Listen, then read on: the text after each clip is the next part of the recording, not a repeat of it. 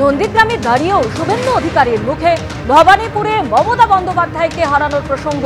এবারে আমাকে দল বলল আপনি কি ওর পাড়ায় গিয়ে দাঁড়াবেন? আমি বললাম হ্যাঁ, আমি ওখানে লড়লাম, 15,105 ভোটে হারিয়েছি। আর কি বললেন মুখ্যমন্ত্রী, শুনুন। আপনাদের উন্নয়নের যে কাজগুলো মমতা ব্যানার্জি আটকে ছিলেন, যেমন আমি জল এনেছিলাম, উনি পাইপ বিছাতে দেননি। আমি রেল আনতে গেছিলাম, 6 একর জায়গা আটকে রেখে রেল লাইনকে সম্পূর্ণ করতে দেননি। আপনারা নিশ্চিন্ত থাকুন, গত নির্বাচন প্রচার চলাকালীন আমি আপনাদের যে কথাগুলো দিয়ে গেছিলাম, সব কথাগুলো অক্ষরে অক্ষরে পালন করার দায়িত্ব আমার শুভেন্দু অধিকারীর। আপনি নিশ্চিন্ত থাকুন, কোনো অসুবিধা আপনাদের হবে না। ভবানীপুরে লড়েছিলাম, উনি এসেছিলেন আমাকে হারাতে। আপনারা হারিয়ে ব্যাক টু দি প্যাভিলিয়ন করেছেন। এবারে আমাকে দল বলল আপনি কি ওর পাড়ায় গিয়ে দাঁড়াবেন? আমি বললাম হ্যাঁ। আমি ওখানে লড়লাম, 15,105 ভোটে হারিয়েছে। শুধু হারানো নয়, মাননীয় যে বুথে ভোট দেন মিত্র ইনস্টিটিউশন, সেই 4টে বুথেও উনাকে আমি হারিয়েছি। শুধু উনার বুথে নয়, উনার জনাব ফিরাদ হাকিম, তার 82 নম্বর ওয়ার্ডে আমি 14,000 ভোট লিড নিয়েছি। আগের মতোই নন্দীগ্রামবাসীর পাশে থাকার বার্তা দিয়েছেন শুভেন্দু অধিকারী। তিনি বলছেন যে আপনাদের আশঙ্কা আছে যে শুভেন্দু অধিকারীকে কিভাবে পাবো, আপনারা নিশ্চিত থাকুন, আপনাদের ঋণ আমি শোধ করব। কি বললেন মুখ্যমন্ত্রী শুভেন্দু অধিকারী, শুনুন। আপনাদের আশঙ্কা আছে যে আমরা আমাদের আত্মীয় শুভেন্দু অধিকারীকে কিভাবে পাবো।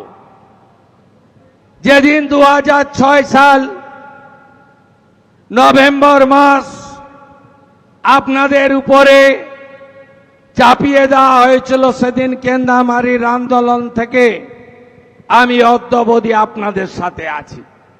2006 কিন্তু আপনাদের এমএলএ আমি ছিলাম না, দক্ষিণ কাঁথির এমএলএ ছিলাম। আমি আপনাদের পাশে দাঁড়িয়েছি। 2009 5ই জানুয়ারি মাননীয় ফিরোজা বিবি উপনির্বাচনে জিতেছিলেন, সেদিনও আমি এমপি এমএলএ ছিলাম না, আপনাদের সাথে ছিলাম। আপনারা নিশ্চিন্ত থাকুন, যে স্বপ্ন আপনারা দেখেছেন আমাকে বা আমাদেরকে কেন্দ্র করে, যে 2021-এ আপনারা তৎকালীন রাজ্যের মুখ্যমন্ত্রীকে হারিয়ে 1956 ভোটে জিতিয়েছিলেন, আমি শুভেন্দু অধিকারী আপনাদের ঋণ আমি এবারে শোধ করব। আমার প্রতি ভরসা রাখবেন, ভরসা রাখবেন। যা যা পরিষেবা আমার অফিসগুলো থেকে দেওয়া হতো, সেই পরিষেবা আপনারা পাবেন। যেভাবে আপনারা বিগত দিনে আমাকে দেখেছেন, একইভাবে দেখবেন। আমার কোনো পরিবর্তন আপনাদের চোখে পড়বে না, এটুকু আমি আপনাদের আশ্বস্ত করতে চাই। সব হিসেব হবে। মুখ্যমন্ত্রী হওয়ার পর প্রথম নন্দীগ্রামে গিয়ে হুঙ্কার শুভেন্দু অধিকারী, সবকা সাথ সবকা বিকাশই শুধু হবে, সবকা হিসেব হবে না। হিসাব তো অবশ্যই হবে, হাতে আইন তুলে নেবেন না। আর কি বললেন মুখ্যমন্ত্রী শুভেন্দু অধিকারী, শুনুন। যা করার আইনে পথে করব। আমি জানি আমার 4,000 কর্মীকে আপনারা মামলায় জড়িয়েছেন।